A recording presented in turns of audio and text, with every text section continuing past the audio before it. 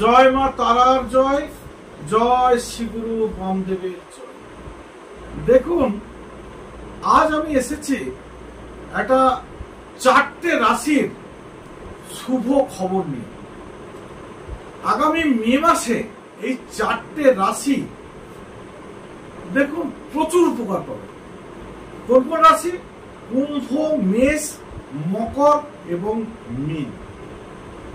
এর কারণ হচ্ছে শনি কুম্ভতে থাকবে, বৃহস্পতি মেষ রাশিতে, রাহু থাকবে মকরে, আর শুক্র এবং বুধ থাকবে মীন রাশিতে। আগামী মে মাসের প্রথম সপ্তাহ থেকেই দেখবেন, ধরুন কোনো বাধা বিঘ্ন চলছিল, সেই বাধা বিঘ্নগুলো সহজেই কেটে যাবে। কোথাও কোনো পয়সা আটকে আছে, সেই পয়সা আপনি সহজেই পেয়ে যাবেন। কোনো কিছু ঝগড়া ঝামেলা হচ্ছিল, সেই ঝগড়া ঝামেলা দেখবেন সুন্দরভাবে মিটমাট হয়ে যাবে।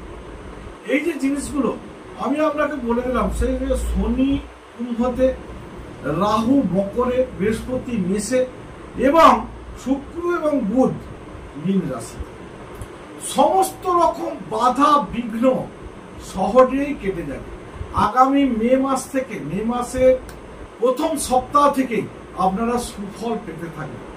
আর হ্যাঁ, যদি কোনো শুভ কাজ ধরুন আটকে আছে বা করব মনে করছেন, তাহলে সেই শুভ কাজটি মে মাসেই সুসম্পন্ন করবে।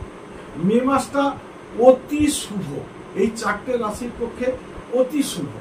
আমি দেখুন, এই যে জিনিসগুলো আমাদের যে নক্ষত্র বা কোথায় কোন রাশিতে কে অবস্থান করছে, তার কি শুভ ফল পাচ্ছেন, এগুলো যখন আমরা বলবো সেই জিনিসটা ঠিক পালন করবেন, আপনারা 100% কাজ পাবেন।